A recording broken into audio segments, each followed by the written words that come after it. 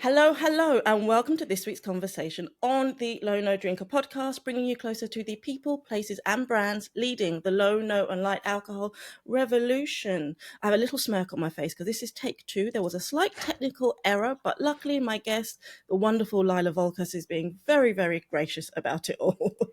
And speaking of Lila, today we are talking about the wonderful juncture of non alcoholic mixology, food, and wellness with certified nutrition consultant Lila Volkas. We're going to take a look at some of the fundamentals of alcohol-free cocktails and how you can make the most out of these principles, whether you're at home, out at a work do, or just out and about in general. I'm very much a student with you, Lono Nation, on this episode. So I am very grateful to our guest professor for the day. I would like to say a very big welcome to you, Lila. Thank you for joining me. How are you, lovely? It's a pleasure to be here. Very excited to chat with you. Thank you. Thank you. Well, it's a pleasure to have you as well.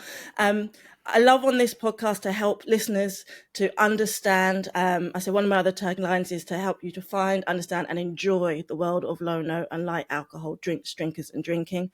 And I think you're a great person for that because I know that you are an educator and you're a sharer of all these things that excite you as well as help you in your life. So, start where you'd like to start. What was the journey that led you to where you are now in your low-no adventure? Yeah. So, a little bit about me. Background is I am a holistic nutrition consultant and workshop facilitator, but I started my workshop facilitation journey back in college when I taught my very first kombucha brewing workshop in 2012. Wow. And yeah, I fell in love with uh, wellness, making things yourself that you would normally buy at a store, and teaching. So that became something that I kind of taught on the side, kombucha brewing workshops while in university, and then after moving back to California, where I'm from. And then I started to expand my offerings into just things that I was interested in at that time. I had no certification. I just was enthusiastic.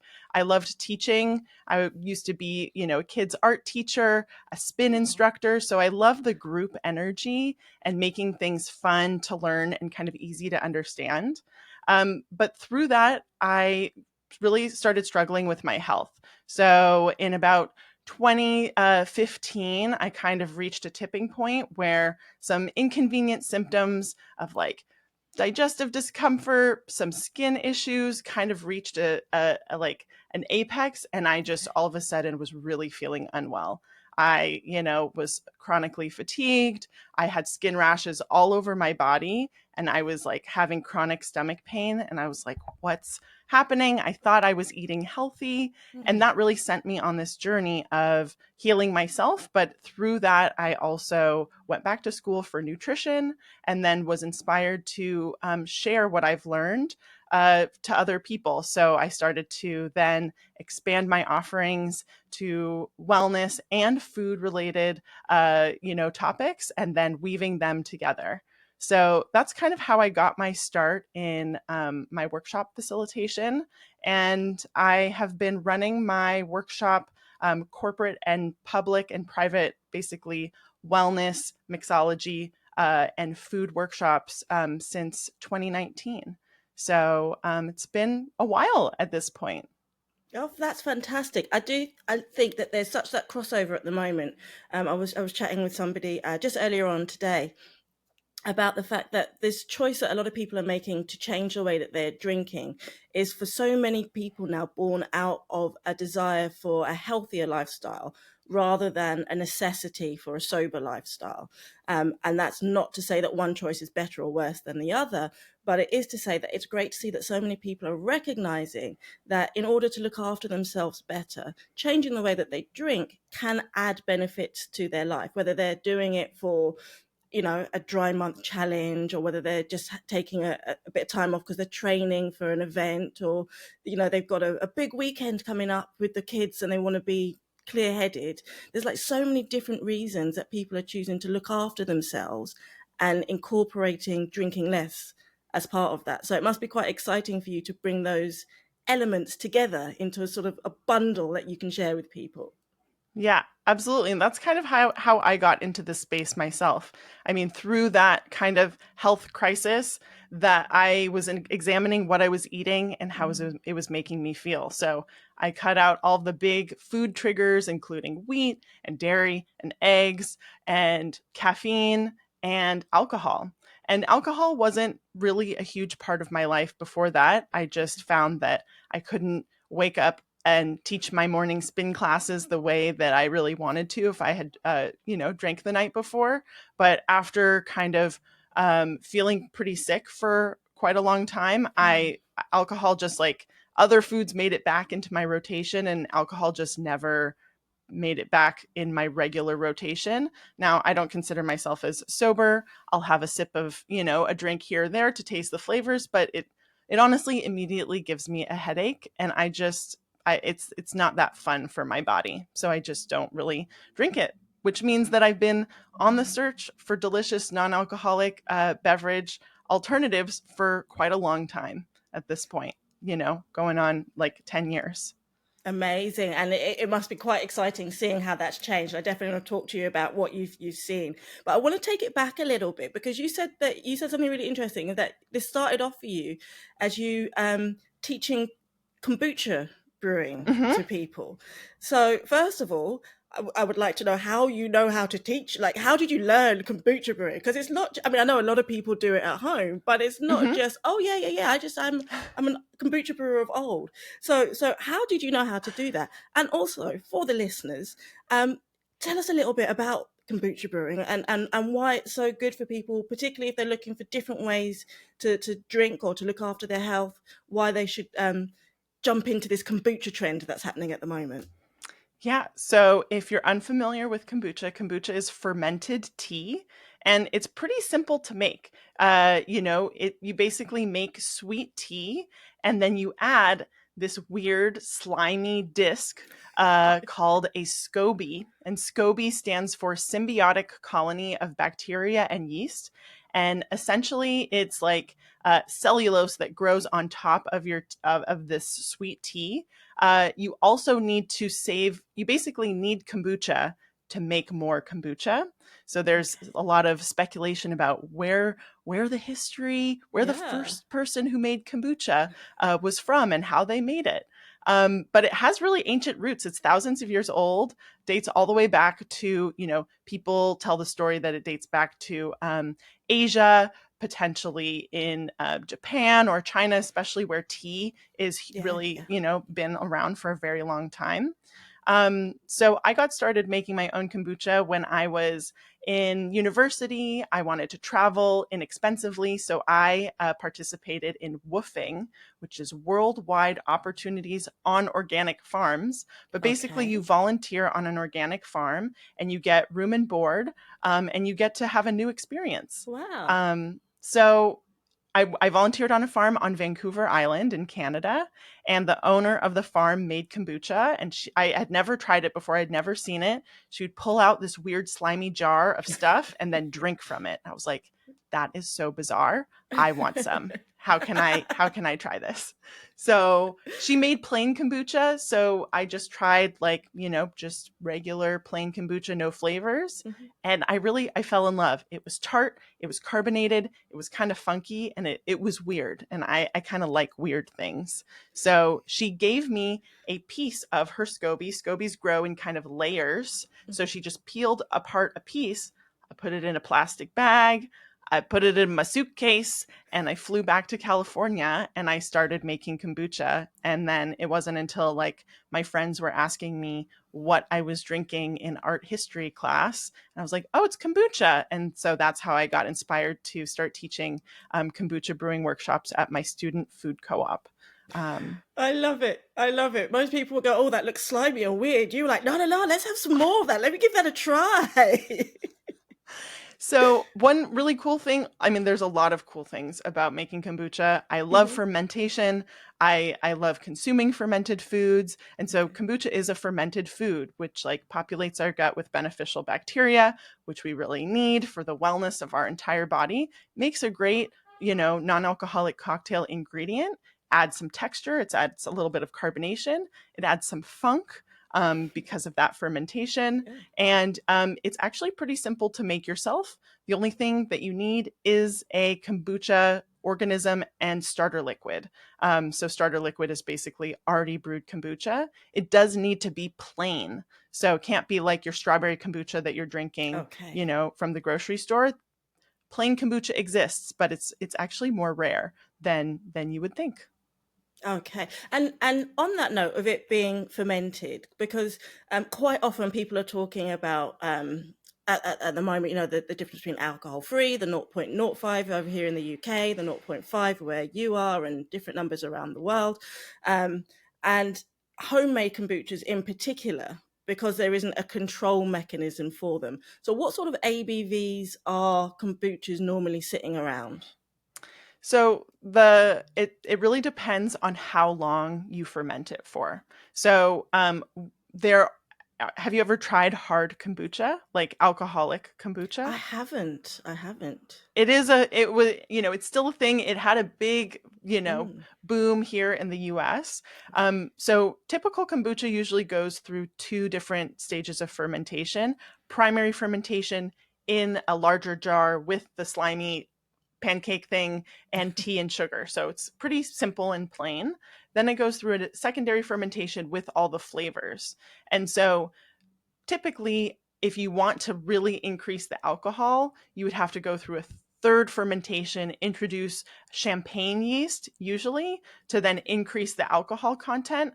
Otherwise, really strong kombucha will just taste like vinegar. So it does have trace amounts of alcohol. In the store, it has that under 0.5% ABV. At home, there, I usually use a taste test of just like, how does it taste? And if it tastes alcohol-y, probably has more alcohol. But for me personally, that's not a huge deal. But for folks at home, I usually, when they want to limit the amount of alcohol in their kombucha, I usually suggest that they just ferment it for less time.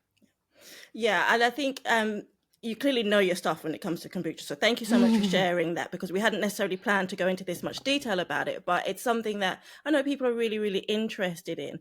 And what I would say to those who are listening, who if you have any concerns about the ABV of your kombucha, obviously check if it's store bought, you can just check Mhm. the ABVs on the cans or on the bottles, and just make sure that you're comfortable with it.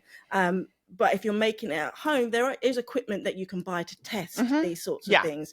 Yeah. But I guess you'd be quite dedicated to the craft if you're buying all of the equipment and the ABV testers and everything like that. But it sounds like fun if you want to play with a slimy disc on top of some tea.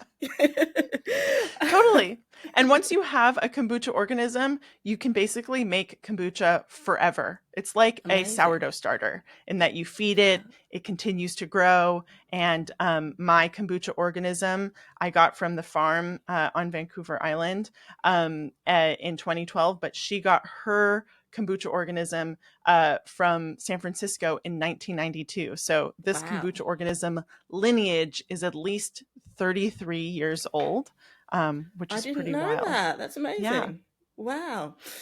Okay, I'm going to take it forward a little bit, Okay. because there is a definite link there between the kombucha and those looking for sort of alcohol-free drinks or low alcohol beverages. And you'll talk about the connection between nutrition and the fact that things like kombuchas and fermented drinks can be really gut healthy for us. And then obviously that's led you to move forward in your career and develop this passion for searching for low, no, and possibly light alcohol drinks as well, which has then grown into a love or alongside a love that you have as well for nutrition and food, Hmm. and then into mixology. So tell me a little bit about that journey and where you are now with your outlook on alcohol free drinks. Yeah. I mean, so I would say the beginning of my interest in non alcoholic beverages was really geared towards herbs and functional beverages. I was making a lot of drinking chocolate and tea and concentrates because with my nutrition training, I was like, I really love herbs. So I was really focused on that. So I was doing a lot of these like quote unquote functional drinks before they were a thing, just on my own, serving them to my friends, making them, in workshops. And I would consider those elixirs. I kind of define elixirs as functional beverages. So that's my definition of kind of like how I kind of differentiate non-alcoholic cocktails, have the kind of aesthetics, taste profile, presentation of a cocktail, whether it has alcohol or not. Whereas Yeah. elixirs are like, they are functional and they have some sort of ingredient that's going to give you some sort of health benefit or quality to your wellness or your cognition, or your stress levels. So I was really into that, and it wasn't until I had a corporate client of mine during the pandemic ask me, "Hey, do you teach cocktail classes?" And I'm a like fake it till you make it, let's go and then learn along the way. So I was like, you know what? Yes, I Yeah. do. Yes, I do. And I was like, okay, how to make cocktails. And so I started my journey learning how to mix drinks, and, learning something because you're really passionate and interested in it. And I think it's really fun. So that was in 2020 when I started kind of teaching myself mixology skills. So I don't have a background as a bartender or in the bar restaurant industry. I am self-taught, but I think that all my skills that I really kind of learned were also very tightly connected to non-alcoholic ingredients because that's what I was drinking. Now I do and did and still do instruct foolproof mixology classes. And I think I just, one of my specialties is making information really easy to understand, breaking it down so that anybody can understand. And so that's how I kind of got into the mixology class realm, and I got really into it. And I love learning. And so I just have continued to learn, and then woven in all these awesome non-alcoholic products that are coming out, from before and continue to, as well as really focusing on food based ingredients, which is, I'd say, one of my specialties is how to make non-alcoholic cocktails with things you have in your kitchen or things that take a little bit more culinary skill, but adding complexity through food. Interesting. And we are Lono Nation going to talk about all of that because I think it's really fascinating what Lila does and the way she speaks about it. So there's a couple of bits we're going to cover now, which is you have a sort of framework, don't you, around your cocktail making, which is part of what you teach when you do your classes. Excuse me, for your clients, be they corporate or social. So I'd love to pick your brain as much as we can about your framework for the five elements or the five fundamental elements for cocktails. Now, most people listening to this are going to be considering non-alcoholic or alcohol-free cocktails, but as you know, Lono Drinker is not a sobriety platform, so there are people here that will be also drinking alcohol, and so perhaps these are techniques that they can use to make a lovely non-alcoholic cocktail on a Wednesday evening when they want to get over hump day and they've had a crappy day at work and the boss is really annoying and the kids just won't shut up and they want to make a lovely drink. But then on the weekend, they might want to put a little bit of pep in it. They might want to have something full strength because, the way we choose to drink isn't binary, is it? It's not black and white for anyone. So if we could have a look at those fundamentals and how people can really start to enjoy the possibility of making these drinks for themselves. Yeah. So like you mentioned, I have kind of five elements of a non-alcoholic cocktail that can be applied to, foolproof cocktails as well. So the first element is complexity. A lot of these are geared towards, non-alcoholic ingredients. So I'm going to speak directly to that. Complexity, I think, is really what sets a non-alcoholic cocktail apart from a lemonade or an iced tea, because those are single kind of note beverages. So I think what makes something, a mocktail is that it has layers of flavor that you're experiencing. And that is honestly very challenging to do it's more challenging to do in non-alcoholic cocktails than it is in full proof. So layering flavors, understanding how different things work together. But I would say having something that kind of it has depth and has multiple kind of flavor notes as you're sipping it is a really important part of making a non-alcoholic cocktail. So you can do that by using a non-alcoholic spirit, does the heavy lifting for you, is already complex, infused with botanicals, and really kind of can do that heavy lifting. Otherwise, you have to know somewhat about food and different juices and syrups and teas and citrus and peels and herbs and spices and how those can work together, both kind of like form wise and taste wise, into a non-alcoholic cocktail. So complexity is number one in when you're making a mocktail. That's what you want to kind of integrate.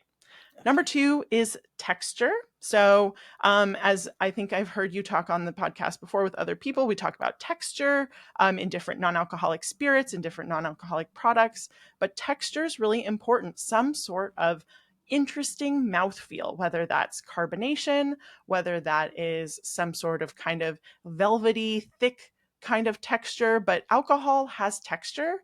And when we remove that, we don't want a really watery kind of thin drink. We want something that has kind of some full body. So there's different ways we can incorporate that through, like I mentioned, carbonation. We can add a foaming agent. We can use syrup.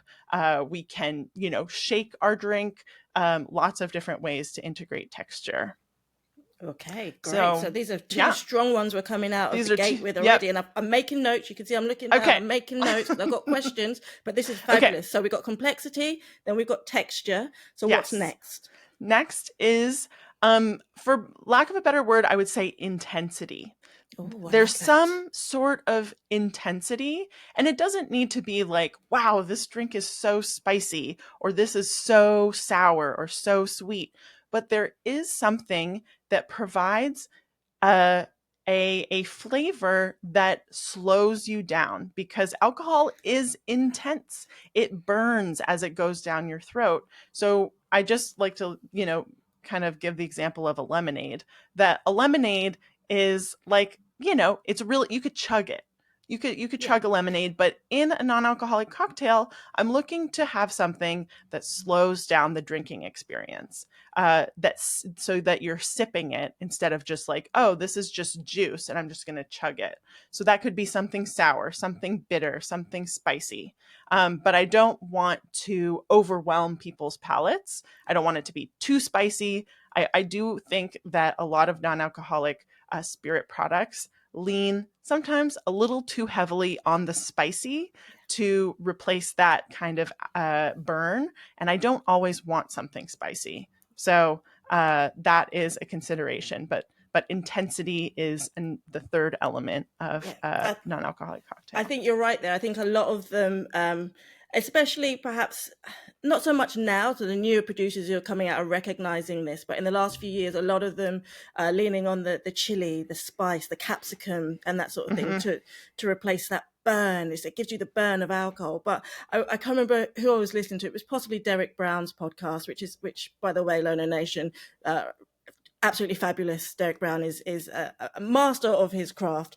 But I think he was making the point that, when you're drinking full strength alcohol, nobody goes, oh yeah, let me have that tequila. I want the burn. Nobody asks for a burn. What you want, as I love the way you say, is that intensity and something that slows you down, so that, that is the difference, isn't it? Knocking something back. That's what you do with a soft drink, but sipping it slowly and savoring it. That's what you do with an adult drink. Yes. I love that. Absolutely. Okay, so that's intensity. So what's number 4? Number 4 is aesthetics. So presentation. So important. We feast with our eyes first. You know, that is the first signal to our brain that, like, Mm. we are drinking something special. So it could be as simple as a garnish or some nice glassware. One of my favorite things to do is go to the thrift store and find some really cool glasses. Maybe I don't get a whole set, but I get one super cool glass that I can enjoy a really elevated non alcoholic cocktail in. So, aesthetics and presentation is a really big part of setting this at the same level as, you know, foolproof cocktails as well. Yeah, I completely agree with you there. And I will ask Lila to share her contact spaces afterwards. But I was on your Instagram and you do have some beautiful glassware in some of your photographs. And you're right, it does make such a difference, doesn't it? You know, just having something that's really pretty or something that's got like carvings in it or something that's just got some character in it. Mm-hmm. So, because like if you go to a bar and you ask for your drink, if it just comes in a really boring glass, you're like, okay, well that's you haven't put that much effort into it. But it's the same thing at home. Like, don't just like chug it into the kid's plastic cup. Put it in Right. something nice. Yep. Exactly. Exactly. Um, Fantastic. And now for number yes. 5. Number 5. So number 5 is optional. So the optional element is function or quote unquote effect because, Okay. you know, alcohol, you know, of course has a taste that a lot of people really enjoy. And some people, you know, don't like it as much and are really there for the intoxication. So when we remove that, we can include some sort of other quote unquote effect. Mhm. And that could be as simple as caffeine through tea. A lot of people don't think about caffeine as a you know, intoxicating substance, but it is something that has a significant effect on our body, and we feel a certain way when we drink it. So it could be something like that, and then we could also get into nootropics, and functional ingredients and adaptogens to give our body, maybe even instead of something that is going to be intoxicating, something that is wellness promoting.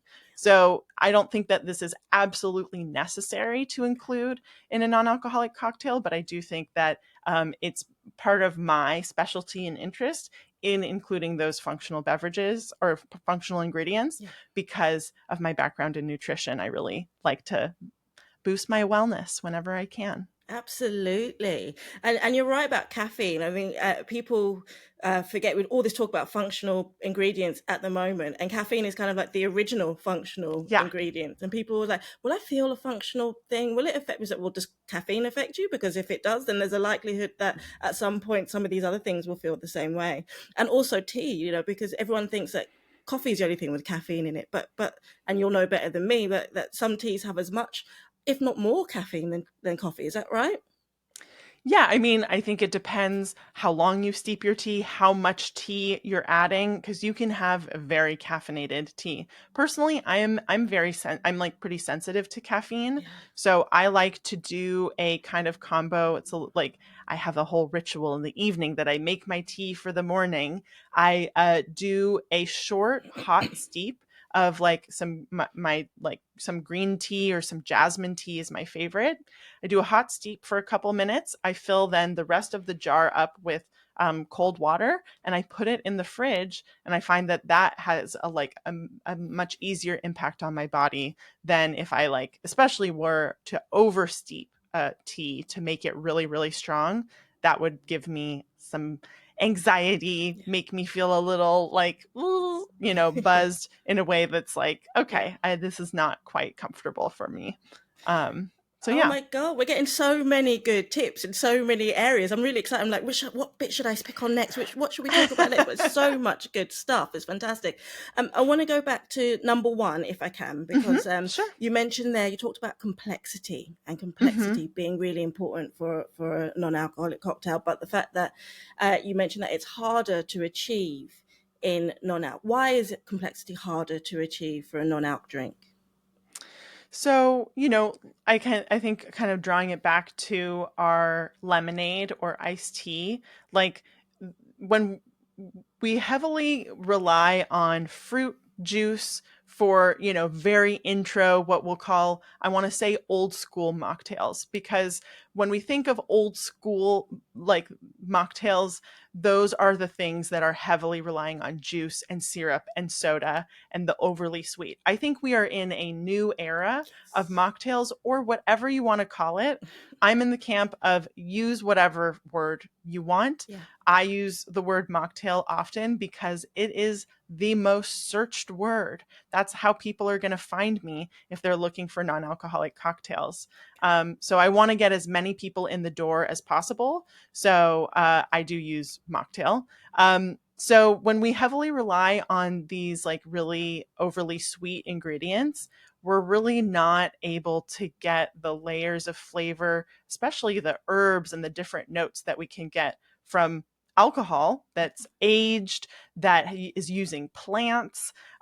So we need to intentionally incorporate some spices, some warming spices, some bitter, some botanical, different balance of sweet and sour. One of the ways that is, or I'll share two ways that I really like to include complexity that are very inexpensive, and you probably already have them in your kitchen. Great. One is apple cider vinegar, or any kind of vinegar. I think is one of my like most favorite food ingredients, and we're not adding a lot of vinegar. We're adding half a teaspoon to a full teaspoon per serving, and that gives a little bit of funk, whatever that fermentation kind of like, funky flavor, Yeah. which I think adds an element of, adultness, which is ultimately what we're looking for in these elevated adult non-alcoholic beverages, is a little bit of, something unique. So, and apple cider vinegar has a plethora of health benefits. So it's not expensive. You can get it at the grocery store. You probably have it in your pantry. Really easy to use. Excellent. Excellent. And the other one? And the other one is citrus peels. So we're Peel. often juicing citrus Mm-hmm. for our drinks, but a lot of the flavor of citrus actually exists in the peel, in the essential oils. So we can like express, a citrus peel on the top, but I actually really like to include it in the body of my drinks. So I'll often do a little bit of zest in the drink, shake it, and then double strain, so I'm not getting that zest in my actual drink. I personally don't mind the texture, but you could also muddle peel in there, but really getting those essential oils and the peel from our citrus, lemon, lime, orange, grapefruit, I think is a really great way to add, again, something sharp, something complex, without adding something that is super expensive or it's just what you have on hand. So those are two, I think, underused but very like all-star food ingredients in my food-based non-alcoholic cocktails. Those are fantastic tips, and I think that it's often overlooked that you have stuff at home that Mm-hmm. you can use. You don't always have to buy everything brand new, and in fact, it's good to use up the things that you have instead of letting them go to waste. You've Mm-hmm. maybe you've made something for the kids, and you've got some peel left over, and then you can put that aside and say, right, I'm going to use that in a cocktail later. Um, but we did mention, didn't we, before we pressed record, that there are two camps of people when it comes to making cocktails at home. There are those who get really excited and go, right, I've got the stuff, I've got a shaker, I've got a strainer, and I've got this recipe, and I can't wait to do it. And then there are others, like my friend Dab, who helps me with the magazine, who just can't be bothered. It's too much faff. But it doesn't always have to be complex, right? No, it doesn't. And I, as someone who loves food and drinks, and I'm constantly experimenting in the kitchen, there are many days I crack open a RTD drink that I really like and I just call it a day. And I'm like, this is what I'm drinking tonight. But I would say, some ways that I like to incorporate things is I like to stock them in my pantry and in my kitchen to make sure I have them on hand for when I want to make something. So a couple of those are tea. So I love tea, and if we're talking about true tea, comes is like black tea, white tea, green tea, comes from the Camellia sinensis plant. So everything else is technically a tisane or a herbal infusion, which are going to be your lavender, chamomile, peppermint, and I like to use kind of both. So I think there's a long history of tea ceremony, of using tea as a ritual, and I think that's a really underused kind of ingredient in non-alcoholic products and cocktails. So I personally really like using those. So I'll make, like I mentioned, my cold steep jasmine tea. I'll make a extra strong black tea to add into drinks, which adds that kind of tannic quality, that mouth drying that we experience from wine, but we can also get that from tea. And then I'll also incorporate some unique juices that I have on hand. I'm a big fan of this brand called Perfect Puree. I don't know if you've ever heard of them, but they're used a lot in bars and restaurants, but they make these kind of frozen concentrates of really unique ingredients like passion fruit juice concentrate, lychee juice concentrate. And so I'll often have something like that. I really like the yuzu lemongrass one. It's one Love. of my favorites. And that I love that flavor. I'll mix that with some cold hibiscus tea. And it just, like, super simple, instantly makes a really delicious non-alcoholic cocktail just with two ingredients, which is kind of hard to achieve. But having those things on hand, including, your apple cider vinegar, your citrus, and then I'll also have a different syrups that I like to make with herbs and spices, which last a long time in the refrigerator. So if I have tea, I've got citrus, I've got some interesting juice, I've got syrups, not, and then I have a whole bar cart of non-alcoholic products. So those I can mix and match, but those are some of my favorite food ingredients that I have on hand to make drinks. This is amazing. What what an insightful way to approach it. As I think, you can just add those things onto the end of your shopping list when you're going to the supermarket or the grocery store, as you would say, and just making sure you've got them. And when you're feeling inspired to batch up something and make a little bit and then just put that aside for later or for the weekend. I think these are some fantastic tips for people to really be able to, because when you change the way that you drink, we often in this industry are well known for saying, aren't we, that it's not the drink, it's the ritual. Mm-hmm. And so finding ways to keep that ritual going with adult flavors, with sophisticated glassware, with lovely garnishes, with great ingredients, and something that's more interesting than just an alcohol-free spirit mixed with some tonic. Mm-hmm. Yes, it serves a Mm-hmm. purpose and that's lovely, but if you can have something special, then why Yeah. not? You deserve to have it. Totally. And it just, everybody, you have to find your own style, whatever works for you. Some people just like want to mix non alcoholic spirits together, and you can make amazing, delicious things with minimal effort because those are having all the complexity. You can, more similarly mimic some of these traditional cocktails, instead of with food-based things. You really are doing your own thing. But that, I think, is one of the special places of the non-alcoholic beverage movement, is we are paving the way. This is new, it as in the form that it is here now.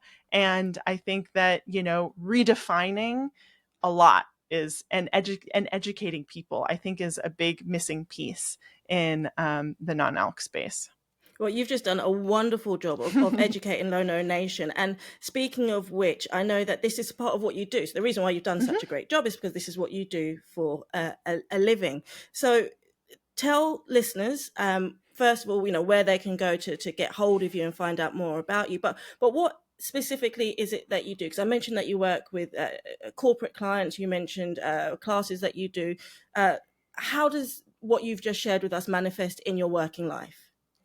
Yeah. So I run a business that hosts workshops at the intersection of food, beverages, and wellness. And so I mostly am hosting corporate team building events, both virtually and in person. Here I'm based in the Bay Area. And so we're connecting people around making something new, introducing them to new ingredients. So I have a mocktail mixology class. I have a tea-based mocktail class. I've got a mocktail tasting with ready to drink drinks. So in addition to about 30 other classes in different topics. So I, specialize in shipping the ingredient kits to everybody. And then we all make the same recipe at the same time, whether that's in person or virtual. So I've been doing that since 2019, especially with COVID turned virtual. And I'd say still about 75% of my workshops are virtual at this point still. Oh, wow. Yeah. Yep. And then I also teach public workshops, and I teach them locally here in the Bay Area. I do virtual ones as well, kind of one-offs of some of these topics. And then I also have co-created the Mocktail School, which is basically, if you liked what we were talking about, that's a deep dive into everything I'm talking about and more. And it is the fundamentals of non-alcoholic mixology. Currently, it is a live 4-week virtual course, but it's kind of it's iterating, it's shifting. It may come in different forms soon in the future, but definitely take a look at that if you're interested in going deep, whether that's personally or professionally, for learning about non-alcoholic mixology specifically. I think that's fabulous, because I think that the reason why I have this podcast is because I want to help people to understand this world of low, no, and light drinks, and to feel comfortable and confident about their choices around it for whatever length of time, for whatever reason. And hearing that you've got so many different ways that people can get involved and pick and choose the elements that really light them up. And that it's not just corporate, it can be for fun as well, because I think that this needs to be fun, and we need to let people know that actually this is a perfectly fine way for you to have a fun time out, get your friends around, have a cocktail making class, but it's alcohol-free cocktails. Or if somebody wants alcohol, then that's their choice. Totally. And bringing it into the workplace is fabulous, because I know there's a lot of talk on both sides of the pond, isn't there, about workplace events now needing to change their reliance on just having a boozy bar and no other thoughts. Right. Absolutely. Yeah. Being in the corporate space and getting a little peek into different, like hundreds of different companies, so many different people from around the US and the world, of how are they connecting? What's the culture like with or without booze? Yeah. So I do think that there is a rise in conscious, mindful drinking and interest in wellness. And this is the perfect intersection of mixology and wellness and fun and connection. So we make drinks, but we also, talk and connect with each other, and in a mindful way, which I really, really love. So I adore teaching my classes. I can see that comes very clearly across the airways to us all. Where do people go to find out about these classes and to reach out to you, Lila? Yeah, so you can find me a couple different places.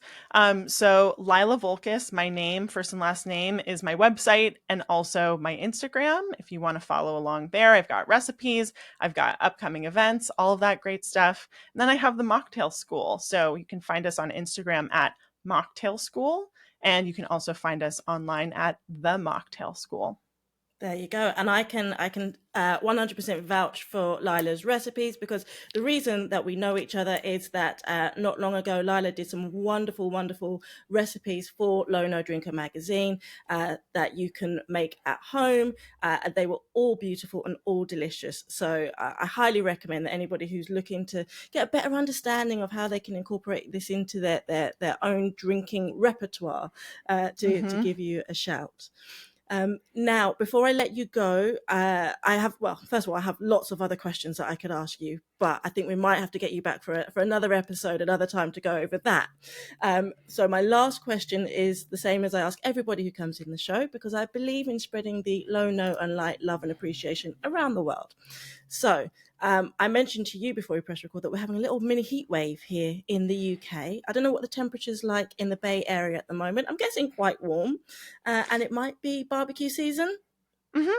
Yeah, Fabulous, it's a fabulous. very moderate temperature here. It's foggy right now, but it will warm up by the afternoon. There you go. There you go. Well, let's imagine that later this afternoon you are off to a barbecue at a friend's house and you are bringing along some drinks to enjoy. What in the low, no, or light alcohol space do you like to enjoy on a sunny barbecue day? All right. So I would say I would want to bring like a spin on a classic. So we've got lemonade, which I talked a lot about as being like one note, not that interesting. However, Oh, I really love to make a lavender orgeat lemonade. oh, So I like to use all the bitter non-alcoholic bitters, lavender and orgeat, which is typically used in tiki drinks. It is an almond syrup and it adds this creamy, delicious, I mean, it's like melted marzipan. It's delicious. With lemon juice and some lemon zest or lemon peel that I'll also kind of steep in there before straining out. So it's kind of like an adult complex take on a lemonade, but both, I would say, kids and adults can enjoy it. I actually made this for my wedding last year that was in the summer.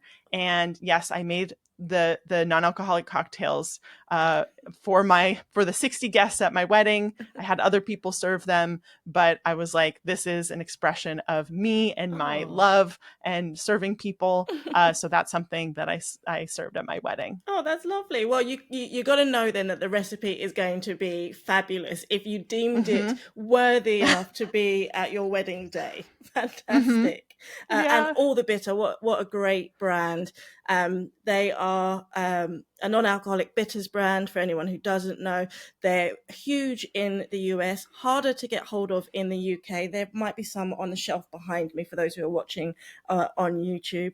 But they are absolutely lovely and they make such a big difference to really lift a simple Mm-hmm. drink and to add those layers of complexity that you were talking about and depths of flavor. So great choices there.